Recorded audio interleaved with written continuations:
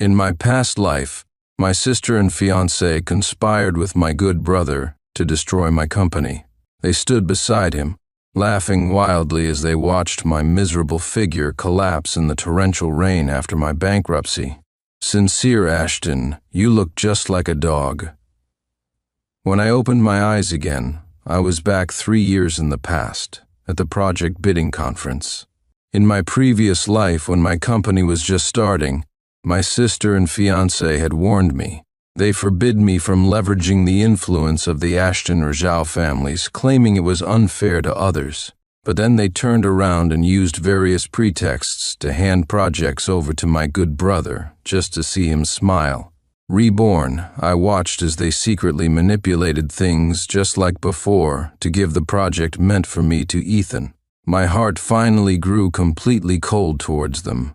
When they learned I was going abroad, my sister and fiancé set off fireworks all night, celebrating that they were finally rid of me, the burden.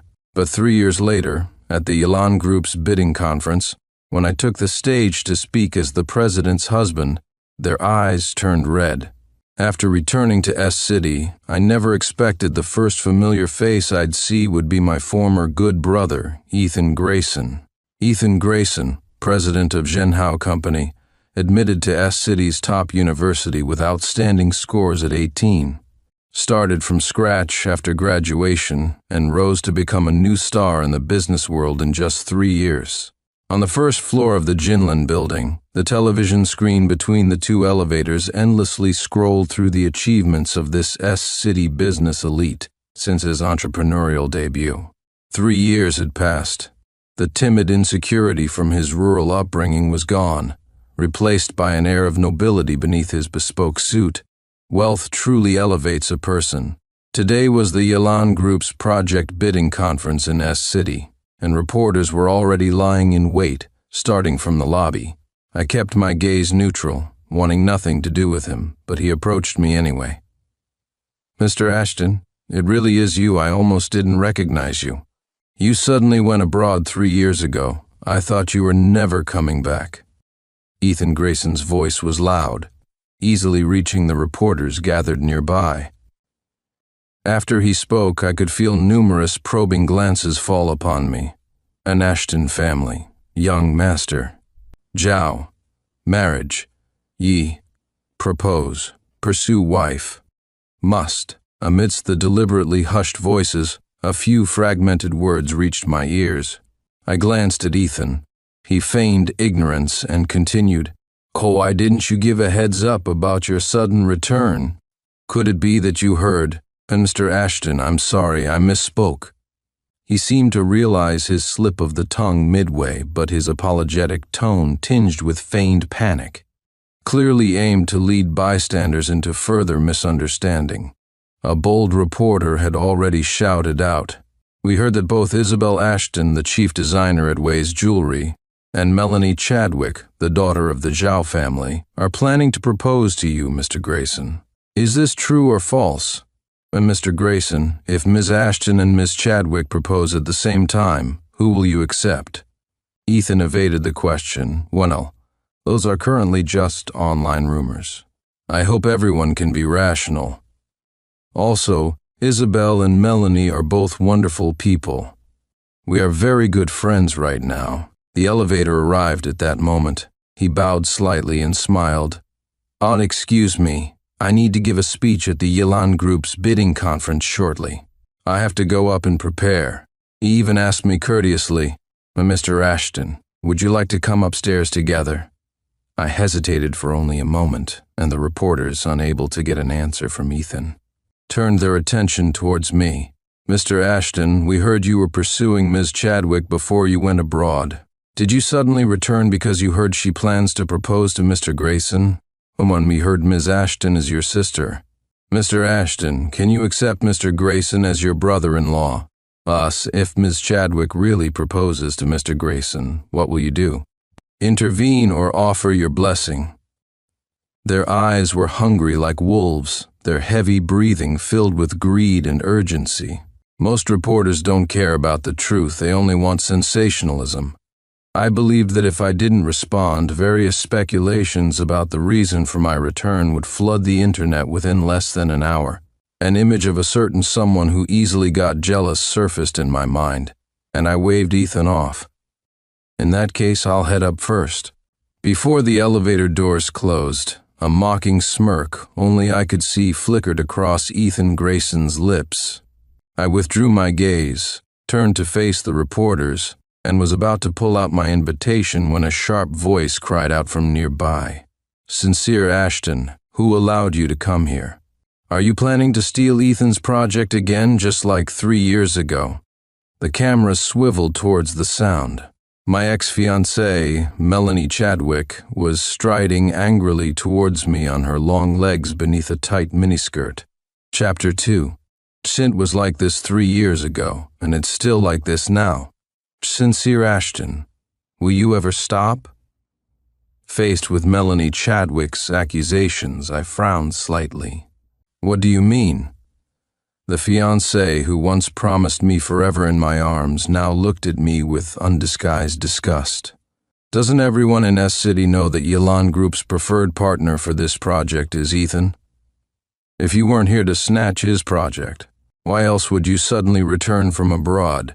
Yelan Group's preferred partner is Ethan Grayson. Since when did I know about this? My eyes flickered, but Melanie mistook it for guilt after being exposed. Her existing disgust was now tinged with contempt. Do you still think you can bully Ethan relying on your Ashton family status? Yelan Group isn't like those small companies in S-City. They won't care about your Ashton family identity. If you don't want to face humiliation, you'd better leave right now. I took out my invitation and waved it in front of her. Excuse me, I was invited to attend this bidding conference. You have no right to make me leave. Don't be ungrateful. Melanie gritted her teeth, about to threaten me, but amidst the reporter's whispers, her expression shifted to one of sudden understanding. She looked at me scornfully. Sincere Ashton, I told you long ago, our engagement is off. Can you please stop pestering me? Regardless of what happens between Ethan and me in the future, there's no possibility between you and me. You're overthinking things. I only came to attend the bidding conference. I'm already married, and I'm not interested in who you end up with. I didn't lower my voice. Explaining to Melanie was secondary. The main point was to clarify things for the surrounding reporters. The onlookers quieted down, but Melanie scoffed. Sincere Ashton, is this fun for you? Do you think lying about being married will make me anxious? Let me tell you, playing hard to get won't work. I couldn't care less whether you're married or not. And see, no. I nodded and stepped into the elevator that had just arrived on the first floor. As long as the reporters didn't print nonsense, whether Melanie Chadwick believed me or not didn't concern me. As I pressed the close button, Melanie followed me inside. The elevator doors closed, leaving just the two of us in the confined space. Melanie asked with a dark expression, "Onsen, name your price." "What will it take for you to leave?" I replied with a half-smile. "I'd have so little faith in Ethan Grayson." "Tak, how could you possibly compare to Ethan?" she sneered. "After Ethan signs the contract with Yelan Group, I'm going to propose to him right here. If you're present, I'm afraid he might misunderstand." I replied emotionlessly with 2 words. "Congratulations. Can you stop making a scene? I know you're jealous, but you can't force matters of the heart. Making a scene like this isn't good for either of us." Her tone was weary, yet held a hint of condescension, as if offering charity.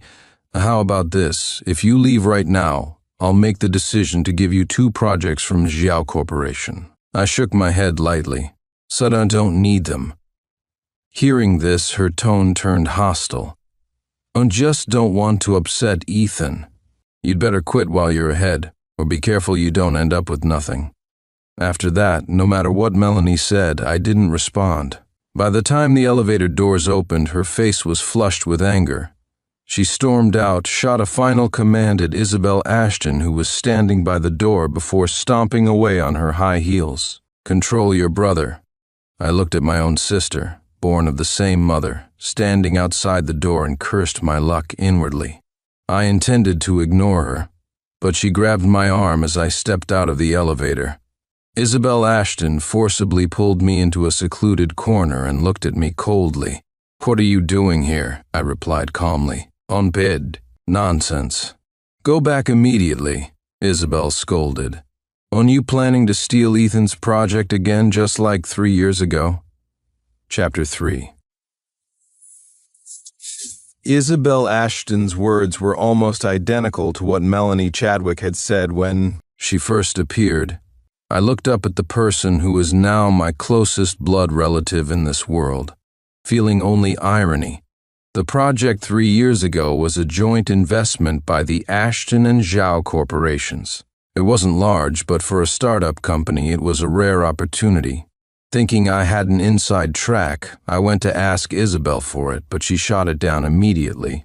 When Melanie heard the news, she came over and berated me.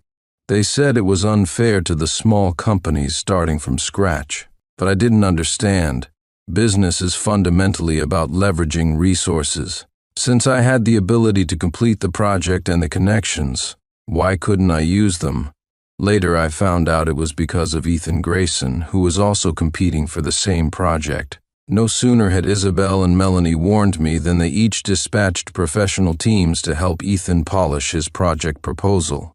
Furthermore, when I was about to win by a single vote, they personally intervened as judges to cast the deciding votes for Ethan, allowing him to snatch victory from the jaws of defeat. Faced with my questions, they defended themselves righteously. "Hey, can't you have some empathy? You have the Ashton and Zhao families as fallbacks, but Ethan has no choice but to succeed. Since we have the ability, of course, we should help him out." In my previous life, I refused to accept it and exposed the matter publicly, causing Ethan's bid to fail. Later, I repeatedly opposed him.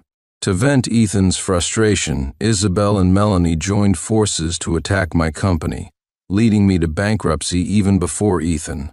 When I was hounded by creditors with nowhere to turn, the two people who should have been closest to me stood by Ethan's side, coldly mocking my miserable state.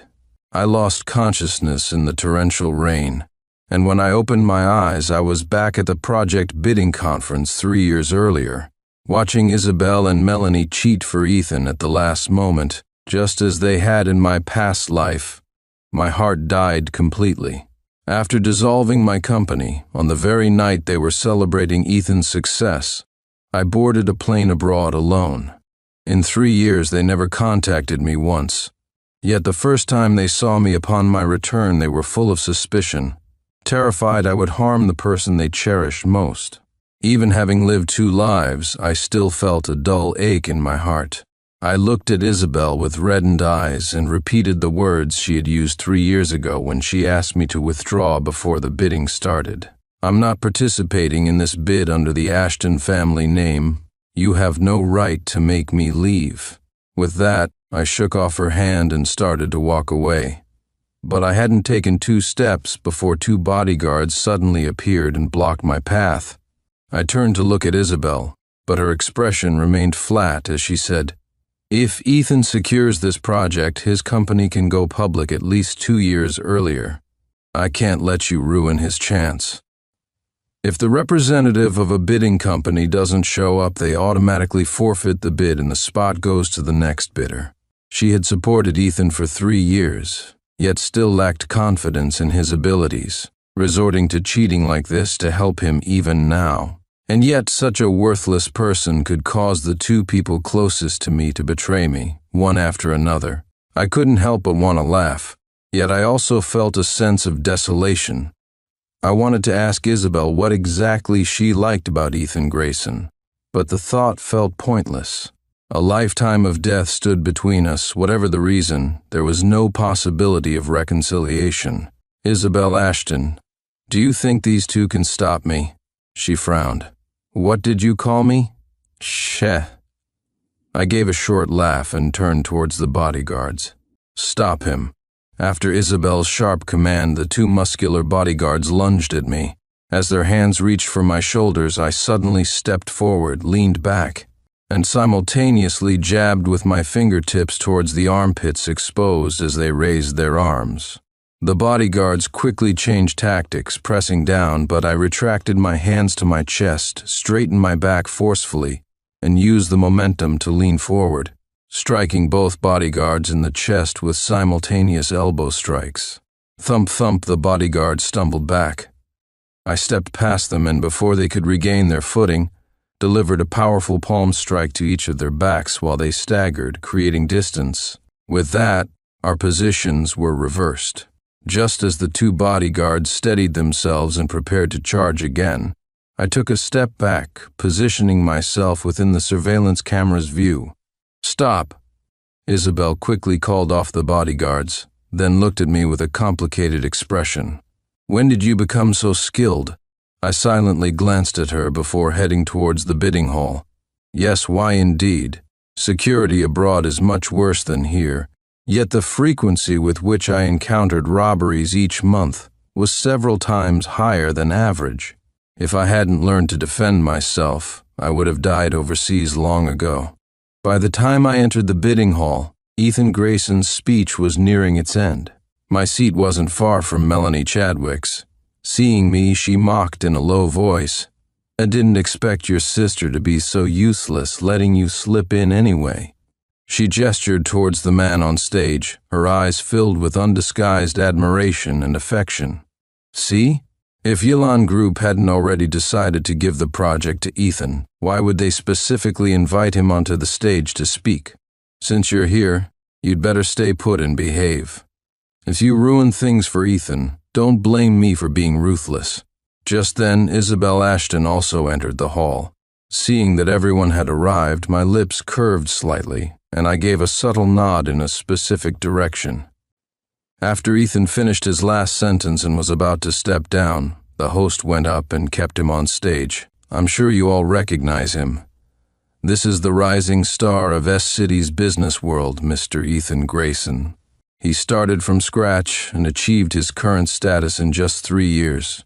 After a series of praises, the host's expression suddenly changed, and his tone shifted. Chapter 4 and 2 demonstrate Yilan Group's commitment to investing in S-City and fostering mutually beneficial cooperation with all our colleagues in the business community. We not only invited Mr. Ethan Grayson to speak, but have also invited him to announce the result of this project's bidding on behalf of the company."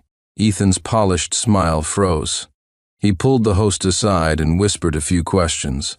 A moment later, apparently having reached an agreement, the host handed him a cue card and enthusiastically announced, "Now, let's have Mr. Ethan Grayson announce the company that has successfully won the bid for this project." Ethan took the microphone and looked at the card, reading, "Son, I announce that the company that has successfully won the bid for this project is Boji Limited, and the owner is Mr. Sin. Impossible." Seeing the last few words, the smile he struggled to maintain vanished completely. The card fell from his hand, and his shrill voice almost pierced the ceiling. As Ethan looked over, I gave him a slight smile. Simultaneously, the host's tone grew heavy. "Mr. Grayson, do you have any dissatisfaction with our company's decision?" "No, none."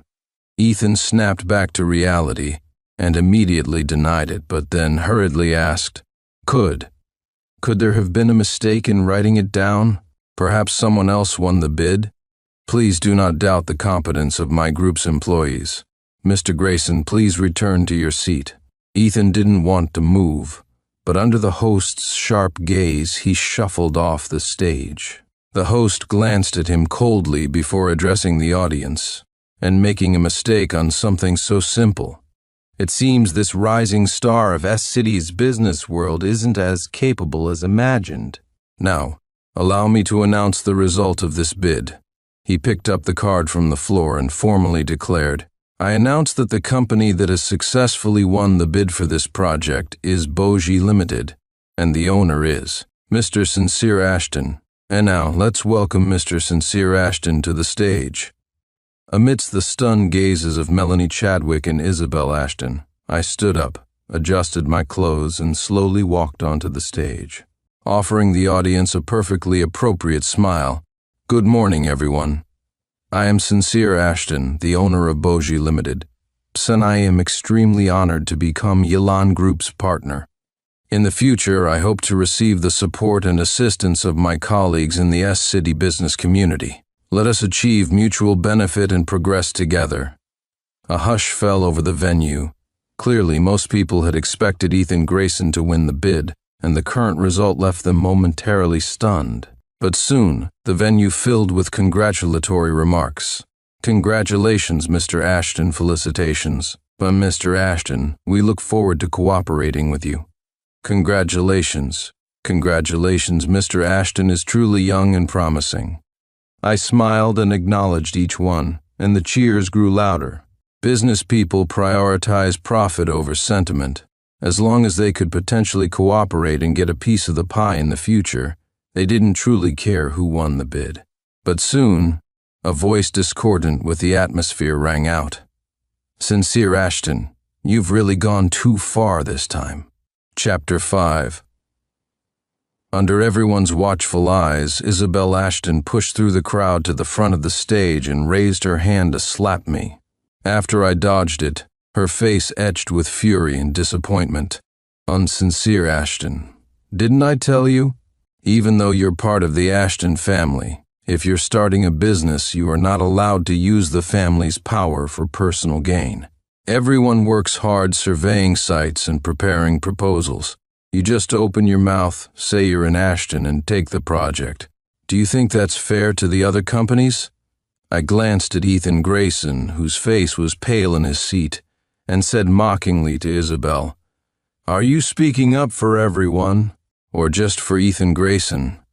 Isabel's expression flickered unnaturally for a moment, but then she became indignant again. "Don't twist my words. Ethan worked tirelessly day and night for this project. What right do you have to compare yourself to him?" I retorted coldly. "How do you know I didn't do the same? And your sister, do I not know you?" She sneered. "Once as the pampered young master of the Ashton family. Back when you lived at home, didn't you always sleep until 10 in the morning? With such a lazy disposition, what kind of decent proposal could you possibly create?" Immediately, people's expressions changed. Those surrounding me instinctively distanced themselves slightly, and deliberately hushed whispers flowed among them. "Is that true?" Said Isabel Ashton is his own sister. She wouldn't lie on purpose, would she? That makes sense.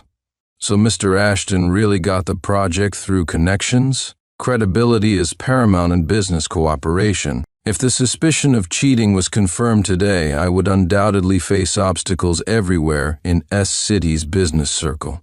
I looked at the impassioned Isabel, my gaze turning cold.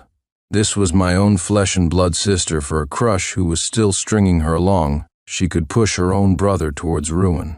Clap, clap, clap applause sounded from the side. "Ms. Ashton, are you implying that my Yilan Group engaged in favoritism?" All eyes turned towards a woman in a black business dress, who was slowly walking onto the stage. Isabel's face paled slightly. "Who are you?" the host introduced proudly. "Consider yourselves fortunate today.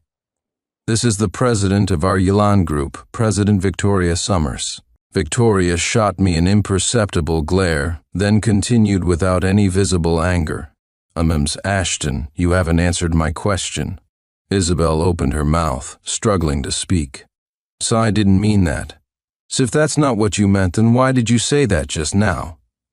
Victoria lifted Isabel's chin, her red lips parting slightly. "I heard you're this Mr. Ashton's own sister. Why would you frame him in front of so many people? I'm very curious. Can you give me a reason? What could possibly make a sister hate her own flesh and blood brother so much, even to the point of destroying him?" Her tone wasn't particularly harsh, yet Isabel was rendered speechless. How boring. Victoria examined her chin from side to side, then released her, taking out a tissue to wipe her fingertips. Just a pretty face with no brains. What a pity. The esteemed Miss Ashton had never suffered such humiliation. Her eyes immediately reddened. "Enough." Melanie Chadwick shot up from her seat. Even if you are the president of Yilan Group, you can't shield someone who constantly pulls strings, can you? She glanced at me with disgust, her tone resentful. President Summers, you probably don't know, this isn't the first time Sincere Ashton has done this. Victoria's eyes twinkled, a faint smile playing on her lips. Oh, you mean the incident 3 years ago? Melanie's eyes lit up slightly. Exactly for that project, because both the Zhao and Ashton families were investors. Sincere Ashton leveraged his status as the Ashton family's young master and, at the time, my Zhao family's future son-in-law, and tried to force the review panel to award the project to him. If Isabel and I hadn't discovered it in time, he would have succeeded back then.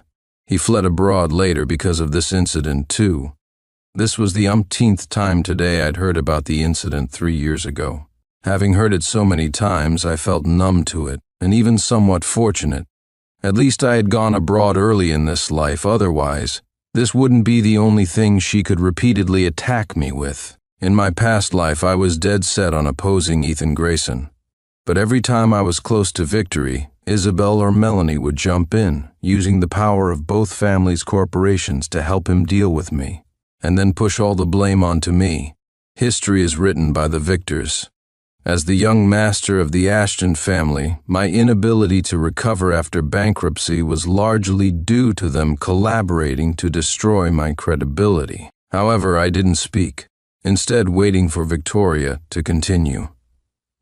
After hearing Melanie's words, she let out a few soft chuckles and suddenly said, "However, the truth I heard seems rather different from your version." Melanie glared at me. "President Summers, you must have been deceived by Sincere Ashton." "Shh, I never said I heard it from Mr. Ashton." Victoria raised an eyebrow and clapped her hands lightly. "I'll let them in." Chapter 6. Several members of the project review panel from 3 years ago walked in, and they were all from the Zhao Corporation. Victoria asked, "Do you recognize them?" Melanie's face paled slightly, but she didn't dare deny it. Victoria smiled with satisfaction. "So, can you tell me exactly who was it that pulled strings and cheated back then?" Melanie remained silent. I interjected, "And Chadwick, weren't you just loudly proclaiming how I abused my power back then?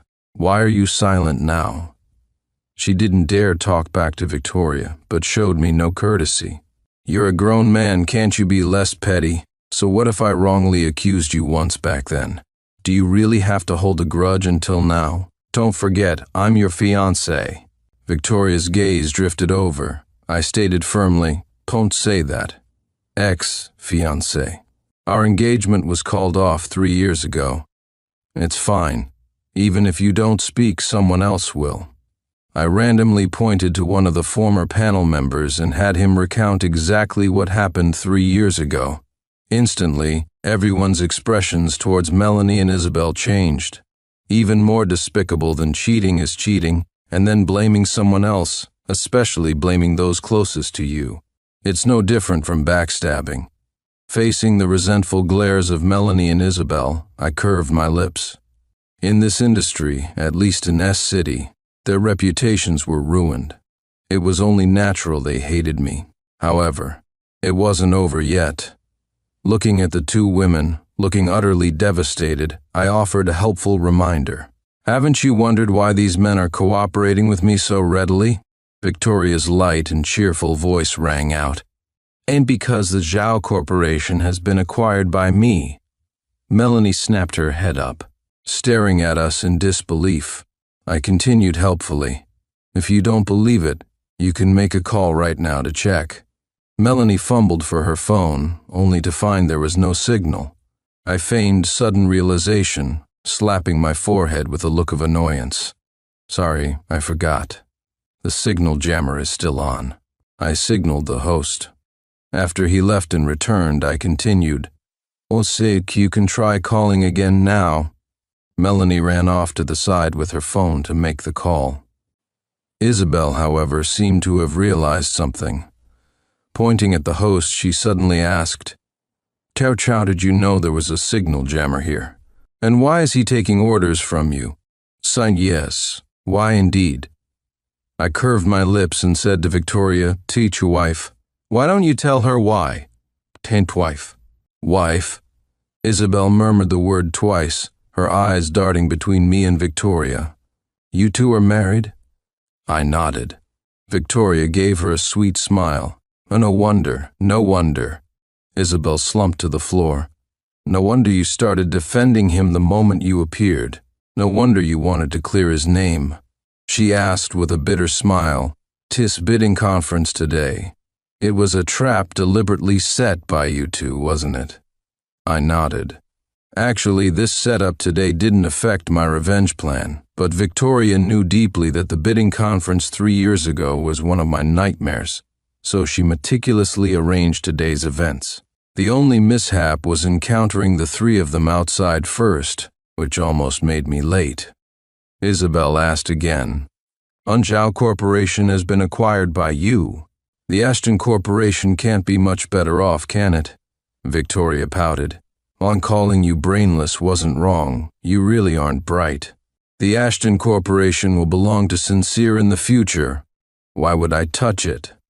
She made a small gesture with her thumb and forefinger to indicate a small amount. "It's just that a few shareholders were being difficult, so I simply acquired their shares." Victoria gave a coy smile. "Roughly. Now, only the shares in your hands are left, I suppose." After confirming the truth, Isabel actually started to laugh. Sitting on the floor, she looked at me, showing a wronged expression. "Xiaolan, I'm your own sister. Why did you plot against me like this? Aunt own sister?" I pursed my lips and retorted, "Did you ever truly consider me your brother in your heart?" He said, "How did I not treat you as my brother?" She suddenly grew angry and started berating me. "Don't you forget, after Mom and Dad passed away when you were little, who was it that comforted you to sleep every day, cheered you up and ate with you? Without me, your sister, could you have grown up so peacefully?" Chapter 7. I looked at the hysterical Isabel, a bitter taste filling my mouth. Yes, she used to be very good to me. So good that even when she stabbed me in the back time and again for Ethan Grayson, I foolishly believed she was just temporarily blinded, only finally waking up when I collapsed on that rainy night. After the host escorted the irrelevant personnel out of the venue, I looked at Isabel and suddenly said, "It was for the 20 shares, wasn't it?" In the instant she fell silent, I clenched my fists and spoke slowly, and he always wondered. We relied on each other for so many years. Even if you found someone you liked, your attitude towards me shouldn't have done a complete 180. It was too strange. I laughed, tears streaming down my face. Later I figured it out. Please, Melanie Chadwick is a princess raised in luxury. It's understandable she might be fooled by that waste, Ethan Grayson. But how could you fall for it too? I glanced at Ethan, who hadn't spoken for a long time, and tugged at the corner of my mouth. Perhaps you genuinely liked him a little, but mostly you used him as a cover to deal with me, right? To divert my attention from the shares. I looked down at Isabel again. And the robberies I encountered abroad. Some of them were orchestrated by you, weren't they? This last question seemed to be the final straw. She collapsed completely onto the floor, but still managed to ask me one thing. Said, "Shh, how did you know?"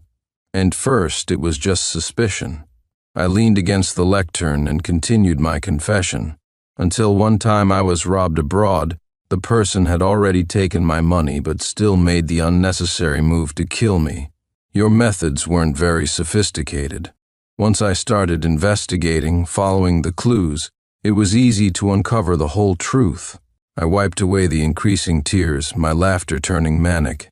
Look, sister, how much trust I must have placed in you and your eyes that you never suspected I'd see through your flawed schemes. But why couldn't you trust me a little more? My mood plummeted, my voice becoming suppressed. Oh, you've been raising me since I was 5. Why would you think that money would be more important to me than you?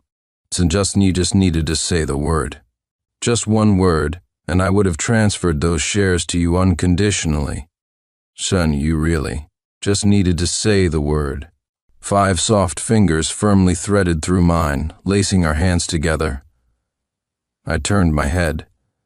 Victoria's red lips moved, forming silent yet firm words. Don't be afraid. I'm here. 3 years ago, the first time I was hunted, I unexpectedly met Victoria Summers, who was in a similar plight.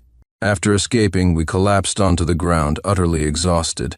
As the adrenaline faded, the accumulated grievances of 2 lifetimes surged from the depths of my heart, and I suddenly broke down crying. Completely disregarding my image, just as suicidal thoughts began to surface, she took the initiative to hold my hand and whispered 4 words gently in my ear. Don't be afraid, I'm here. From that day on, I knew, even if the whole world betrayed me, she would always be by my side. Memory returning to the present, I looked at Isabel and put on a polite, fake smile. Anu raised me for many years, so despite you repeatedly sending people to kill me, I won't report you to the police. I placed the share transfer agreement I had prepared earlier in front of her. However, for fairness's sake, since your goal was the shares, you must also transfer your shares to me and leave the Ashton Corporation. Isabel looked up at me, her face filled with remorse. I'm sorry. I'm so sorry. Xiaolan, can you give your sister another chance? I shook my head and gently handed her the pen. A shattered mirror cannot be restored, and some mistakes cannot be undone. Sign it. After you sign, we'll be even.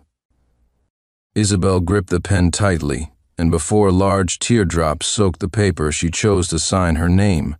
As she got up to leave, she didn't spare Ethan Grayson another glance. Chapter 8. Just as Ethan Grayson was about to speak, I interrupted with a sneer. What? Thought she would take you with her? Isabel, already at the doorway, paused for a moment, but ultimately did nothing. Melanie Chadwick had already disregarded everything and fled after learning about Zhao Corporation's bankruptcy.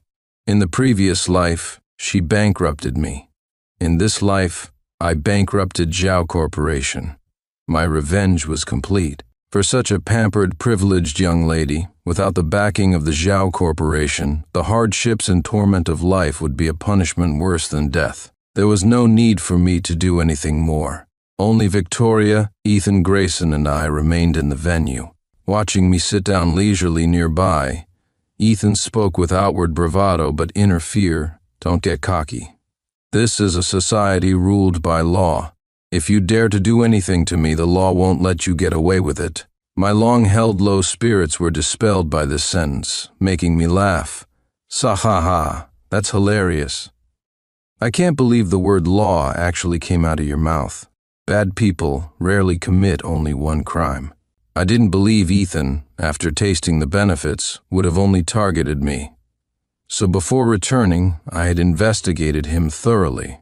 The combined power of the Zhao and Ashton families could practically cover the sky in S-City, but Isabel and Melanie could only wield a fraction of that power, and Ethan kept many things hidden from them. With the help of Victoria's Yilan group, finding some evidence wasn't too difficult. I took out another file I had prepared and casually flipped through it. Tax evasion, forced transactions, causing bodily harm. Tossing the file onto him, I sneered, "So many charges. Relying on Isabel's and Melanie's protection these past 2 years, you've been quite arrogant, Mr. Grayson." He tremblingly picked up the file, glanced at it, and threw it away like a hot potato. "Sisu, you have no proof this is slander, I won't admit it." I couldn't help but chuckle softly. "Who said I don't have proof?" He shrank back, threatening. "Well, sister and fiancé are accomplices. Even if they didn't know the details, are you willing to let them go to jail?" I hissed, pressing down on the mischievous hand at my waist, and sat up straight. "Former sister, ex-fiancé." After emphasizing this, I continued, "But my revenge against them is over. The one potentially dragging them to jail is you. It has nothing to do with me. At most, I'm just a concerned citizen actively reporting a crime. Mr. Ashton, I was wrong. Please don't call the police, okay?" Seeing I showed no mercy, Ethan Grayson truly panicked. He knelt on the floor and repeatedly slapped his own face. It was me, I lost my mind. I repaid kindness with malice, didn't know what was good for me. I bit the hand that fed me, unable to recognize kindness. "You can hit me." Curse me, just please let me go. I'll do anything for you. Be your servant. Reborn. I had actually forgotten that I had even funded Ethan Grayson's university expenses back then. I actually raised such an ungrateful wolf. Recalling this memory, even the satisfaction of revenge lessened somewhat. Standing up, I took Victoria's hand and walked towards the door. As I passed him, I patted his shoulder. Everyone must take responsibility for their wrongdoings. Go inside and reform yourself well. If you ever get the chance to come out, we'll settle the rest of our score then. I didn't ask him the reason for targeting me, nor did I try to understand the source of his hatred. After all, given the severity and number of his crimes, forget getting out. He likely wouldn't see the light of day again. I've always been lenient towards those about to meet their end. I'll allow him to take his secrets to the grave. Stepping out of the building, sunlight crossing through time spilled onto us. Victoria laced her fingers with mine and suddenly asked, "What are your plans now?" Now?